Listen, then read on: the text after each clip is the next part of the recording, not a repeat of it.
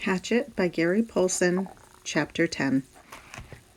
He could not at first leave the fire. It was so precious to him, so close and sweet a thing, the yellow and red flames brightening the dark interior of the shelter, the happy crackle of dry wood as it burned, that he could not leave it. He went to the trees and brought in as many dead limbs as he could chop off and carry, and when he had a large pile of them he sat near the fire, though it was getting into the warm middle part of the day and he was hot, and broke them in small pieces and fed the fire. "I will not let you go out," he said to himself, to the flames, "not ever." And so he sat through a long part of the day, keeping the flames even, eating from his stock of raspberries, leaving to drink from the lake when he was thirsty. In the afternoon, toward evening, with his face smoke smeared and his skin red from the heat, he finally began to think ahead to what he needed to do. He would need a large wood pile to get through the night. It would be almost impossible to find the wood in the dark, so he had to have it all in and cut and stacked before the sun went down. Brian made certain the fire was banked with new wood, then went out of the shelter and searched for a good fuel supply. Up the hill from the campsite, the same windstorm that left him a place to land the plane, had that only been 3-4 days ago, had dropped 3 large white pines across each other. They were dead now, dry and filled with weathered, dry, dead limbs, enough for many days.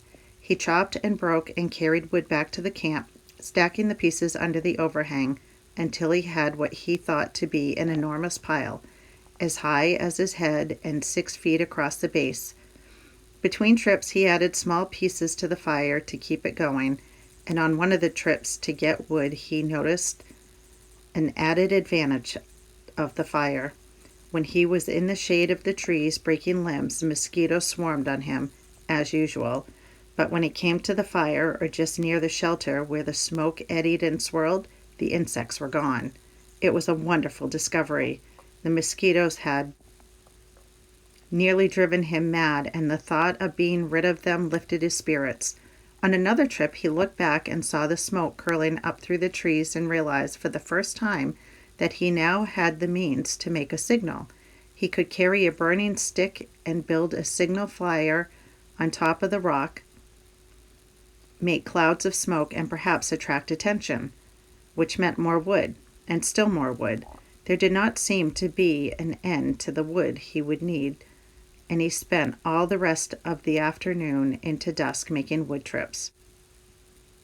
At dark he settled in again for the night, next to the fire with the stack of short pieces ready to put on, and he ate the rest of the raspberries.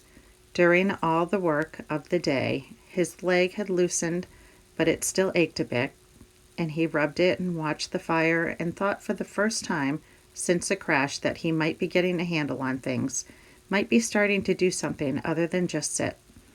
He was out of food, but he could look tomorrow, and he could build a signal fire tomorrow and get more wood tomorrow.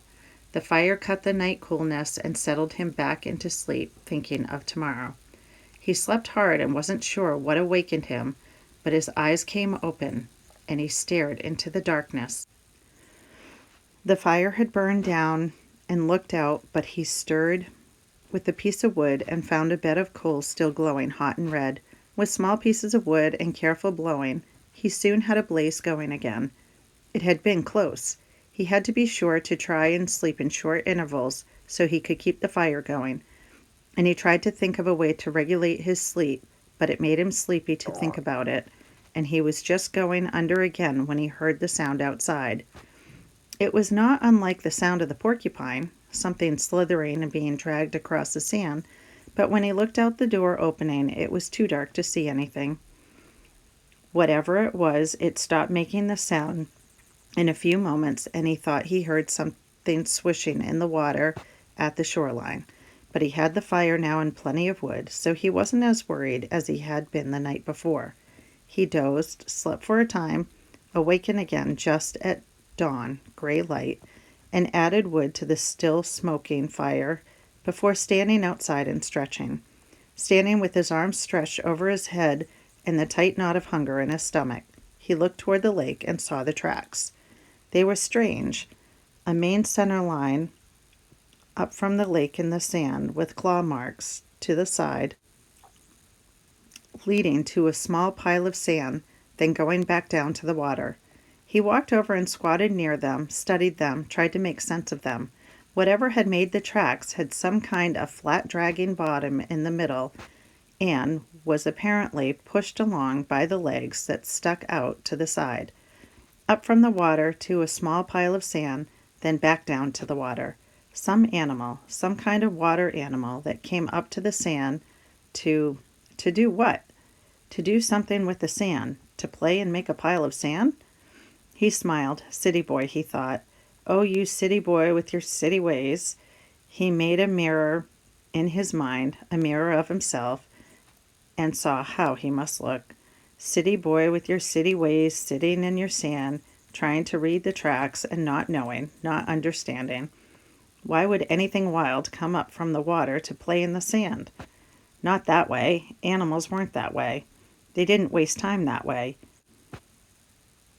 It had come up from the water for a reason, a good reason, and he must try to understand the reason. He must change to fully understand the reason himself, or he would not make it.